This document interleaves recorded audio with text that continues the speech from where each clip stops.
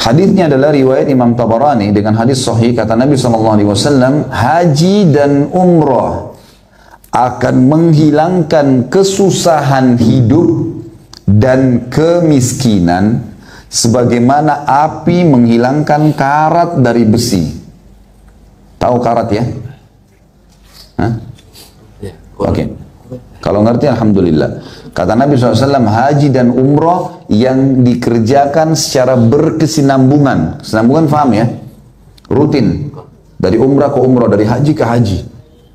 Akan menghilangkan kesusahan hidup dan kemiskinan sebagaimana api menghilangkan karat dari besi. Artinya apa? Kaya. Karena lawan miskin gitu kan. Miskinnya akan hilang. Baik Ustaz, saya sudah pernah umrah. Nggak apa-apa, umrah lagi. Udah 10 kali, 100 kali. Saya udah pernah haji Ustaz. Haji lagi. Udah 10 kali, 100 kali. Nggak masalah. Nggak masalah. Umrah itu dan haji Bapak Ibu sekalian, manfaatnya banyak sekali. Pengampunan dosa.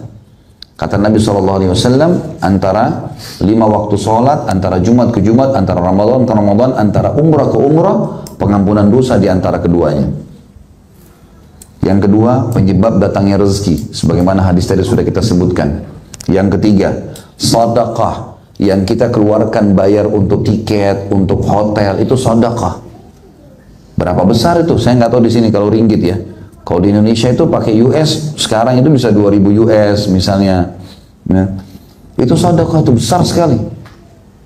Kemudian juga dapat pengalaman, dapat banyak pahala. Sholat di Masjid Haram Mekah, berapa pahalanya? 100.000. Tahu bagaimana 100.000 itu? Begini hitung-hitungannya supaya tahu ya. Saya pernah umroh dengan satu jemaah saya dari Jakarta, dari Indonesia, dari Irian kebetulan beliau. Umroh, waktu itu biayanya sekitar 3.000 US lah. Ya. Memang bintang 5 hotelnya. Kemudian kami pas masuk pulang habis sholat duhur, dia bersamaan sama saya, lalu saya tanya, Pak, Bapak bayar berapa umrah? 30 juta rupiah, sekitar 3.000 US pada saat itu, kursnya sekitar 10.000 rupiah. Terus saya bilang, itu banyak Pak? Ya sedang lah bagi dia, karena dia punya kemampuan. Pak mau nggak saya hitungkan pahala yang Bapak dapat? Kaget dia, emang bisa Ustaz? Ya yang ada dalilnya saja. Baik, bagaimana caranya Ustaz? Saya bilang, Bapak sudah tahu hadis kan? Sholat di masjid Haram Mekah ini sama dengan 100.000 dibandingkan tempat lain. Di Masjid Nabawi sama dengan 1.000. Kita ambil yang 100.000 yang di Mekah ini. Kebetulan kami lagi di Mekah waktu itu. 100.000 ini, coba Bapak Ibu pakai kalkulator, dibagi dengan jumlah hari satu tahun. Satu tahun kan 365 hari ya. Coba bagi antara 100.000 pahala dengan 1 tahun kehidupan kita, itu akan keluar angka 274 tahun. Berarti kalau kita sholat 1 kali duhur di Mekah, sama 274 tahun di KL nih. 1 kali sholat. Baik, saya bilang sama dengan 274 tahun Bapak sholat di Indonesia. Itu kalau sholat sendiri loh Pak. Sholat berjamaah lain lagi. Ada hadisnya riwayat Imam Ahmad, sholat seseorang di antara kalian di rumahnya, di pasarnya, dan masjidnya, bandingkan dengan masjid berjamaah adalah 25 kali lipat. Ada hadis lain, sholat sendiri dengan sholat berjamaah perbandingannya 27 derajat. Beda ya. 25 kali lipat dan ada 27 derajat. 25 kali lipat, kalau kita kali 274 kali 25, kurang lebih 6.500 tahun. 6.500 tahun ini bukan main-main ini. Berapa ringgit Bapak Ibu bayar umrah itu? Dan bagaimana dengan satu sholat berjamaah 6.500 tahun? Belum 27 derajat tadi. Kata Ibnu Abbas radhiyallahu anhuma, 27 derajat perbandingan sholat sendiri dengan berjamaah itu adalah 1 derajatnya ke derajat yang di keduanya di surga nanti jaraknya 500 tahun. Jadi sholat sendiri dengan berjamaah bedanya 12.000 tahun. Jadi makanya jangan sholat sendiri, selalu berjamaah. Kecuali darurat, nggak ada orang lain. Sholat berjamaah ini 12.000 tahun. Ini beda derajat di surga ya, bukan main-main ini.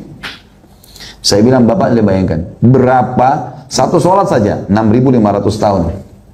Kurang lebih. Bagi 3.000 US tuh. Berapa itu? Nggak ada nilainya. Kalau kita tahu pahalanya hari kiamat, kita nggak akan berhenti nih. Ada satu pengusaha di Jakarta, Masya Allah, suami istri. Saya tahu beliau itu setiap bulan, beliau tidak cerita langsung, tapi saya dapat dari orang lain yang saya bisa percaya. Ini dalam satu bulan, pasti 3 pekan dia habiskan di Jakarta, karena ada usaha. Pekan terakhir, minggu terakhir di setiap bulan itu umroh. Setiap bulan. Tidak pernah enggak. Kecuali haji, itu baru. Tapi orang bulan-bulan biasa pasti. 3 minggu Jakarta, seminggu Saudi. Pasti. Rezekinya Masya Allah. Luar biasa, punya building banyak. Macam ini tempat-tempat begini punya dia banyak sekali di Jakarta. Diluaskan sama Allah. Jadi haji dan umroh itu manfaatnya besar. Atha bin Abi Rabah rahimahullah, salah satu ulama tabi'in, itu umurnya 100 tahun. Dan beliau haji 70 kali. Artinya 70 tahun. Kalau peraturan pemerintah misal 5 tahun sekali ya sudahlah, tidak apa-apa. Misalnya, tapi tetap usahakan. Kalau umroh bisa umroh aja. Baik, dalam masalah ibadah juga perlu digarisbawahi satu hal ya. Bapak Ibu sekalian, dalam masalah ibadah, kaidah dalam ilmu fikih kita adalah dahulukan dirimu sebelum orang lain. Sekali lagi, dalam masalah ibadah, dahulukan dirimu dari orang lain. Contoh, laki-laki di sini bapak-bapak sudah tahu saf pertama lebih afdal kan? Kata Nabi SAW apa dalam saf awal? Kalau seandainya manusia tahu apa yang tersembunyi di saf awal dan azan, begitu azan jadi muazin atau begitu azan langsung ke masjid, maka mereka akan mendatangi keduanya walaupun merangkak. Ya, orang sini bilang merangkak juga. Merangkak. Kata Nabi SAW, kalau seandainya mereka tahu apa yang tersembunyi di saf pertama dan mereka tidak bisa mendapatkan kecuali mereka bersaing, maka mereka akan bersaing. Sampai kata para ulama, apa kalau saya berada di saf kedua dan saya bisa bayar orang yang di saf pertama dengan seluruh harta saya supaya dia pindah ke saf kedua saya saf pertama, maka saya akan lakukan satu sholat saja. Kadang-kadang saya tidak tahu di sini, kalau di Indonesia itu dorong-dorongan, silakan Pak, silakan Pak. Ini karena tidak paham, mestinya nggak boleh. Yang boleh adalah kita masuk di saf pertama, di sebelah masih lowong, panggil orang, silakan. Tapi kita sudah di situ, ya. Jadi dalam ibadah itu dahulukan diri dulu, baru ajak orang lain. Baik, saya kasih contoh dalam masalah umroh dan haji. Bapak Ibu baru umroh 3 bulan lalu misalnya. Sekarang ada rezeki lagi mau umroh. Mana lebih afdal? Saya umroh lagi atau saya beri kepada kerabat saya yang belum umroh? Hah? Mana ulamanya KL nih? Mana lebih afdal? Coba.